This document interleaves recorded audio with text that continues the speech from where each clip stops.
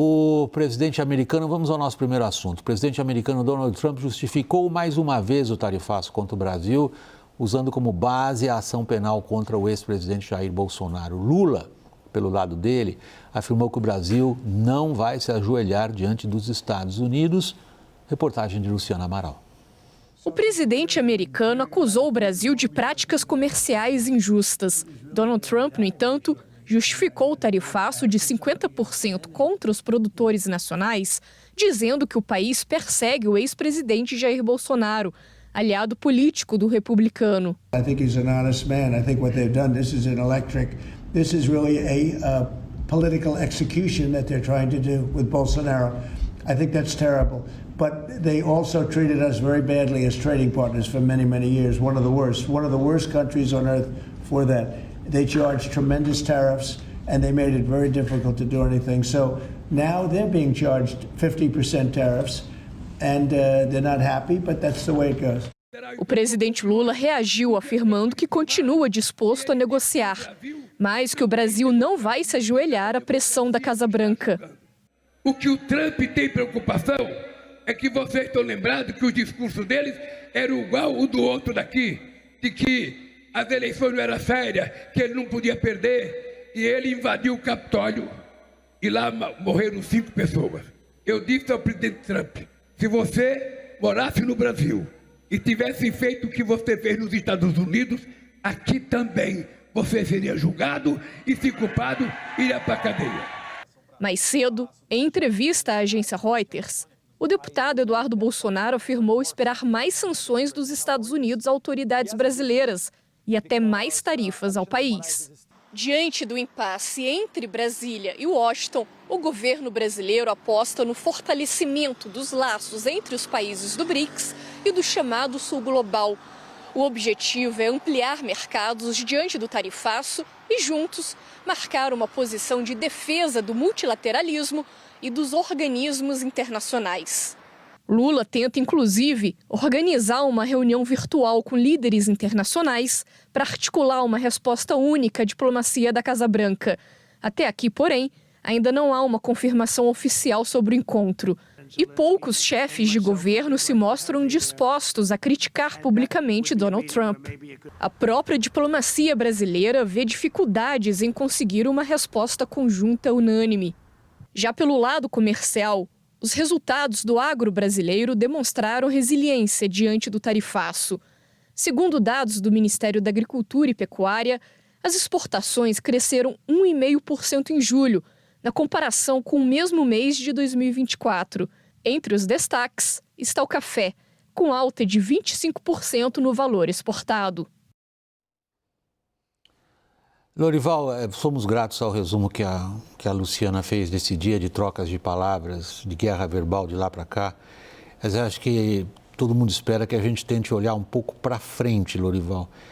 É possível antecipar um horizonte de tempo para a situação que nós estamos vendo agora? E que tipo de perspectiva, se é que alguma, se abre? Acho que, em primeiro lugar, a gente não pode ficar otimista com a elevação das exportações, porque elas são um sintoma, né, dos exportadores sabendo e dos importadores do lado de lá, sabendo que as tarifas entrariam em vigor e aí eles fazem estoques, eles elevam as compras, né? Isso não quer dizer que vai continuar aumentando as exportações, pelo contrário, elas vão diminuir, né? Hoje, nessa entrevista à Bloomberg, o Trump hierarquizou de forma bastante clara quais são as motivações dele em relação ao Brasil. Em primeiro lugar, é a questão ideológica, né? A identificação que ele tem com Bolsonaro e esse desejo dele de se apresentar como o defensor da liberdade, da democracia contra uma esquerda autoritária. Em segundo lugar, a questão comercial. E aí, na cabeça do Trump, não importa que o Brasil tenha déficit com os Estados Unidos na relação bilateral, porque ele qualifica o Brasil como um país que adota práticas comerciais desleais frente aos Estados Unidos, assimétricas. E ele citou as tarifas, né, que ele falou, a nossa era quase zero, de fato, é em torno de 2,5%. e as deles são muito altas. De fato, do Brasil são 11, 12% de tarifas médias contra os Estados Unidos e contra outros países também. E sem falar nas barreiras não tarifárias, nas ações antidumping, enfim, na burocracia, nas dificuldades inerentes em se exportar para o Brasil. Essa é uma queixa generalizada dos parceiros comerciais do Brasil. E ele menosprezou a questão geopolítica, quando o repórter perguntou essa proximidade do Brasil com a China. Ele falou, isso não é importante, eles estão se dando mal, falou em relação ao Brasil. É claro que a questão geopolítica também faz parte desse combo, e admitir a questão geopolítica seria uma forma do Trump dar uma importância, elevar a importância do Brasil no cenário global, ele que está negociando comércio com a China, negociando um acordo de trégua com a Rússia, então ele está no grande campo geopolítico, então para ele o Brasil é uma figura menor nessa questão, e de fato comparativamente, né?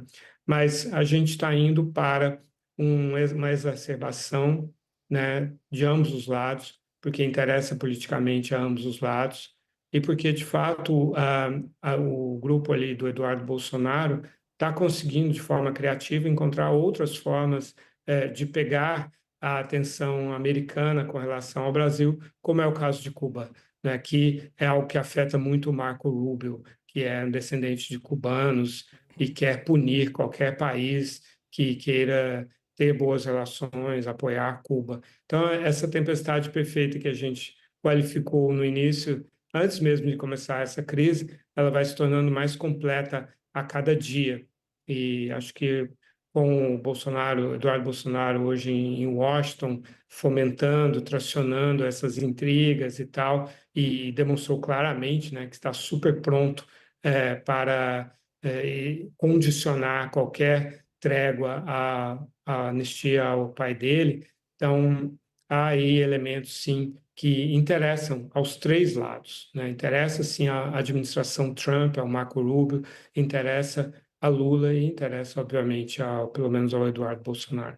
Daniel, prosseguindo nas figuras de linguagem do Lorival, é uma tempestade perfeita que o governo brasileiro vê como bonança política? William, me interessa ver menos a escalada retórica que eu acho que a gente já tem visto e vai continuar acontecendo, e mais alguns efeitos práticos dessa escalada retórica. Um efeito prático eu detectei de ontem para hoje, quando Lula deu aval para que o governo encaminhe para o Congresso um projeto de lei absolutamente importante para a regulação econômica das Big Techs. Não tem nada a ver com regulação de fake news, liberdade de expressão, não se trata disso. Trata de práticas anticoncorrenciais. O que isso significa basicamente? Você tem muito no setor de tecnologia startups que trazem algum tipo de inovação. A velocidade desse setor é tamanha que quando vem alguma inovação por parte de startup, é muito comum que as gigantes de tecnologia rapidamente comprem essa startup. O que acontece? O governo está preparando um projeto de lei, já estava pronto na virada do ano, com uma regulação mais forte, dando poderes mais fortes para o CAD, coibir práticas anticoncorrenciais das Big Techs, de um grupo não maior do que 10 Big Techs. Esse projeto ficou paradinho ali durante um tempo, numa gaveta no Palácio do Planalto, e principalmente depois que o Donald Trump assumiu, porque se sabia politicamente que você estava lidando com uma coisa importante para o governo americano, que certamente vai gerar uma escalada de tensão. Então, no momento em que o Palácio do Planalto decide resgatar esse projeto, mandar para o Congresso e não se importar mais com a escalada da tensão com os Estados Unidos, isso me parece um mau sinal. Porque há 1, 2 semanas a gente estava vendo Geraldo Alckmin reunido com as Big Techs, com a presença de um funcionário do governo americano para iniciar um diálogo. Depois dessa escalada nas últimas 2 semanas, qual que é a nova realidade? O governo não se importa mais em mandar um projeto que é bom, mas que obviamente vai gerar uma escalada na tensão. Isso me pareceu um sinal truncado e ruim para o desdobramento das negociações. Thaís, você trabalhou nisso hoje. O CAD, levanta-se a figura do CAD, que trata exatamente de concorrência entre empresas, como gesto, porque aparentemente, pelo que você descobriu, é mero gesto. O CAD não tem nada para fazer nesse caso.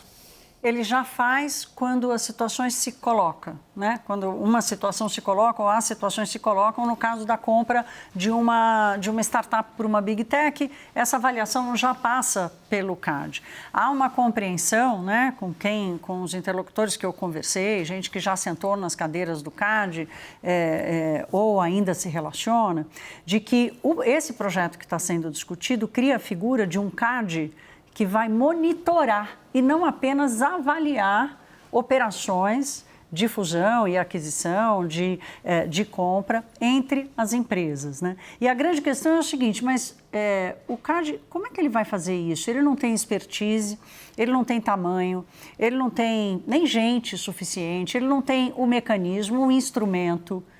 Não é factível. E, ao mesmo tempo, assim, com qual objetivo? O CAD vai ficar olhando, vai ficar monitorando as operações. Quando uma compra aparece, ele já toma a decisão. Então, a leitura primária, William, desse projeto é apenas para o governo ter alguma coisa para postar nas redes sociais. Postar nas redes sociais e dizer, olha, estamos reagindo contra as Big Techs. Essa foi uma ideia do Ministério da Fazenda, como o Daniel trouxe, isso estava numa gaveta, aí alguém achou uma ideia muito boa para dizer para os americanos, olha aqui, ó, nós vamos pegar as tuas Big Techs, vamos dar um jeito nelas. Nessa troca acirrada de gestos e símbolos, ontem você mesmo descreveu aqui na edição de ontem do WW, Caio, como Eduardo Bolsonaro está irritando largos setores da direita. Depois da entrevista dele hoje para a Reuters, conseguiu ficar pior? Sim, certamente, porque não tem nenhuma sinalização de trégua ou de que haverá uma mudança de rota em Washington. São vários agentes interferindo em todo esse processo.